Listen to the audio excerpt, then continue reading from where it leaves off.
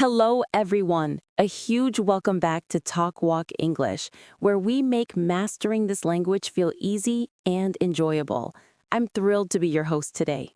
Hi there, and a massive hello to our incredible community tuning in from all corners of the globe. It really is fantastic to be back on the mic with you. It truly is. I'm buzzing with excitement to be here. How are things in your world today, Jimmy? I am doing absolutely fantastic, thank you. The sun is beaming, I've got my favorite cup of tea right here, and I am ready to chat. How are you holding up? I'm great. Honestly, I'm feeling super energetic today. I think it's because of the topic we're diving into. Ooh, I love it when you're fired up. What's on the agenda for today? Today, we're tackling a massive hurdle that stops so many English learners dead in their tracks. A massive hurdle? Oh no.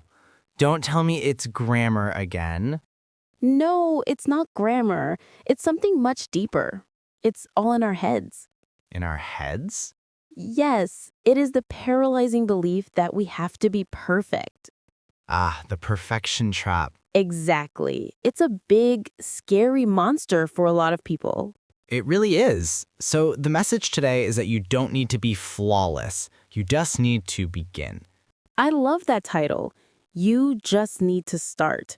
It sounds so deceptively simple, but in reality, it's quite tough. Spot on. But before we help our listeners kickstart their journey, we have a tiny favor to ask. We sure do. If you love these conversations and want to level up your fluency, please hit that subscribe button for Talk Walk English. Yes, smash that subscribe button and please give this episode a big thumbs up and share it. Send it to your friends, your family, or anyone you know who's trying to speak English. It helps us out immensely.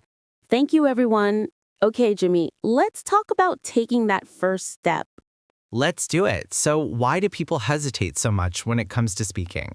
I think it's pure fear. They think, if I open my mouth, I'm going to make a mess of it. Oh yeah, the fear of slipping up. I know that feeling all too well. We've all been there, but waiting until your English is perfect means you'll be waiting forever. That's the truth. If I waited until I was a perfect chef before cooking, I'd never eat dinner. Exactly. And look at you now. You cook pretty well because you actually practiced. So we need to practice, but how? Studying a textbook for 5 minutes isn't going to cut it, right? No, not really. I mean, 5 minutes is better than zero, but we need to do things that are actually effective. Real practice. Okay, I'm your student today. I'm ready to learn. What is the first tip? The first tip is all about what you consume, listening and watching. Okay, I'm good at watching things. You need to watch short video clips in English. Short videos, like on social media or YouTube Shorts. Precisely. But here's the golden rule. You must turn on the subtitles in English. In English, not in my native language? No, and this is crucial. You need to see the English text at the exact same moment you hear the English sounds. Ah, I get it. So my brain bridges the gap between the sound and the spelling. Exactly. It trains your brain to recognize words much faster. That makes total sense, and short videos are great because, well, they're short. Yes, you can watch one, hit replay, and maybe watch it a third time without getting bored. Repetition, I like that, especially if the video is funny. Precisely. Find content that genuinely interests you. Cooking, cars, comedy, whatever floats your boat. Okay, so watch short clips with English subtitles. I can handle that. What's next? Next is something you can do completely solo. No teacher required. Ooh, I love free methods. It's called self-talk. Self-talk, like literally talking to myself? Yes. People are going to think I've lost my mind if I'm walking down the street muttering to myself. You don't have to shout it from the rooftops. You can whisper or just do it while you're alone at home. Okay, fair enough. So what exactly do I say? You narrate your life. Describe exactly what you were doing in that moment. For example, say you are making breakfast. You'd say, I am grabbing the eggs. I am opening the fridge. The pan is getting hot. Ah, simple sentences about real physical actions. Yes. Try to sustain this for just 30 seconds. 30 seconds? That sounds easy, but I bet it's trickier than I think. You have to find the vocabulary instantly. It forces your brain to think directly in English rather than translating in your head first. Exactly. You're training your brain to produce language in real time. I love that. I am drinking my tea. It is hot. I'm putting the cup down. Perfect. You're doing it already. It's actually kind of fun.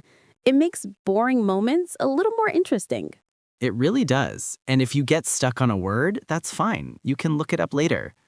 That is a brilliant way to find the actual gaps in your vocabulary. Speaking of vocabulary, that leads me perfectly into my next tip. Ooh, smooth transition. What is the next tip? Don't just memorize random words. Save the expressions you will actually use. What do you mean by random words? Well, sometimes students memorize huge lists like types of fish or every tool in a garage. I definitely did that. I learned the word for screwdriver, and I don't think I've used it since. Exactly. Unless you're a mechanic, you're not going to need that word every day. So what should I focus on? Pay attention to what you say in your native language every single day. Ah, my daily script. Yes, if you always say, I'm absolutely exhausted, I need a break, then learn exactly how to say that phrase in English. That is smart because I am guaranteed to use it. Yes, keep these expressions in a notebook or the Notes app on your phone. Real life vocabulary, not just textbook stuff. Precisely, it makes your English immediately useful. I like that word, immediately. We all want results now. We do, and to get those results, we need a bit of structure. Structure, that sounds like grammar creeping back in. Just a little bit, but in a fun way. I want you to practice rewriting simple phrases. Rewrite them, how so? Take a sentence starter. We call this a sentence frame, like I usually. I usually. Good. Now use that same frame, I usually, and finish it in different ways.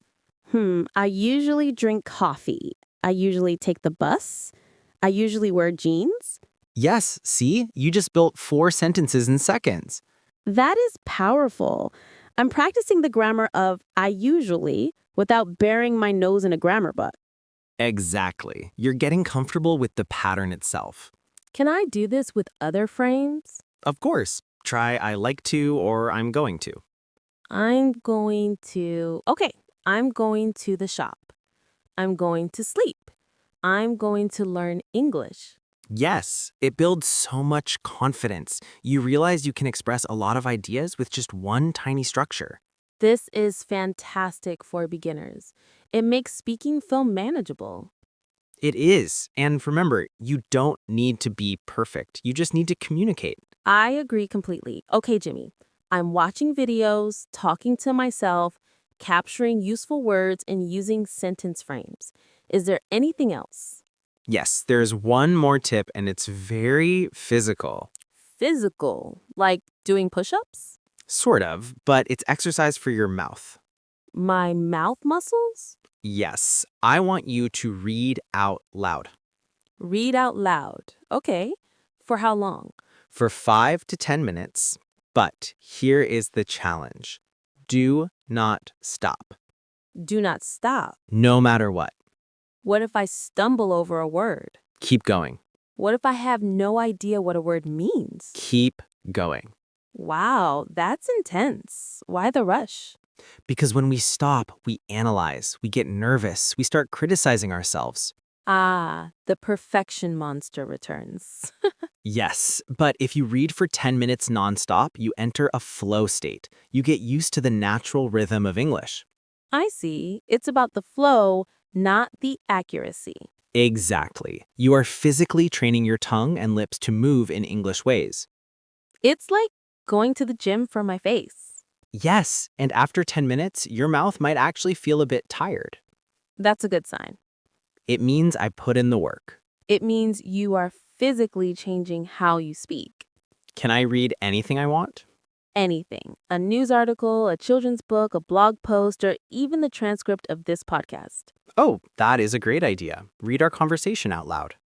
Yes, you can be Jimmy and I can be Bella. Wait, I want to be Bella. Okay, fine. You can be yourself, but just read. Hear your own voice filling the room. Hearing my own voice in English, that can feel a bit strange sometimes. It is strange at first, but you have to get comfortable with it. It's your new voice. My English voice. I like that. Jimmy, do you notice a pattern with all these tips? Let me think. Watching videos, self-talk, rewriting sentences. None of them require a classroom. You're right. I can do all of these things at home in my pajamas. Yes, you can literally learn English in your pajamas. That is the best news I've heard all day. The important thing is action. Passive learning is okay, but active learning is where the magic happens. I can listen to English all day, but if I never open my mouth, I will never speak. Exactly. You have to produce the language, even if it's messy, even if it's wrong. Even if it's wrong, I need to remember that. Mistakes are just proof that I'm trying. Yes, a mistake is a stepping stone, not a brick wall. Wow, Jimmy, you are full of wisdom today. I just want everyone to feel free. English is a tool for connection. It is not a test. It is not a test. That really takes the pressure off. So, to review our tips for today, what was number 1?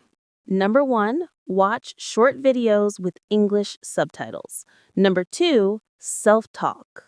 Narrate your life for 30 seconds. I am holding the microphone. Good.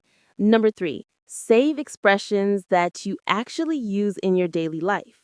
No screwdrivers unless strictly necessary. Correct. Number 4, rewrite simple phrases using patterns like I usually or I like to. Excellent. And the last one, I read out loud for 5 to 10 minutes non-stop. train those muscles. You have a perfect memory, Jimmy. I'm just a dedicated student. These are such practical steps. You can start today, right now. Yes, you don't need to wait for Monday. You don't need to wait for the new year. Just start. Pick one tip, just one, and do it. Maybe just the self-talk today while you wash the dishes. Perfect. And tomorrow, maybe watch a video. It adds up. Little by little, you become confident. And that is our goal here at Talk Walk English to help you grow. Jimmy, I feel motivated. I think I'm going to practice my self-talk on the way home. I am walking to the car. I am opening the door. I am driving very carefully. That's great. And I hope our listeners feel that motivation too. I'm sure they do. We have the best listeners in the world. We really do, but sadly, we're coming to the end of our episode. Aw, time flies when we are having fun. It always does. But before we go, we have a question for you. Yes, we want to hear from you in the comments. Please tell us, which tip will you try first? Are you going to try the self-talk or maybe the reading out loud? Let us know. Write it in the comments below. I will try self-talk. It acts as a commitment. When you write it down, you're making a promise to yourself. That is true. Make a promise to your English journey today. And please, if you found this helpful, don't forget to subscribe to Talk Walk English.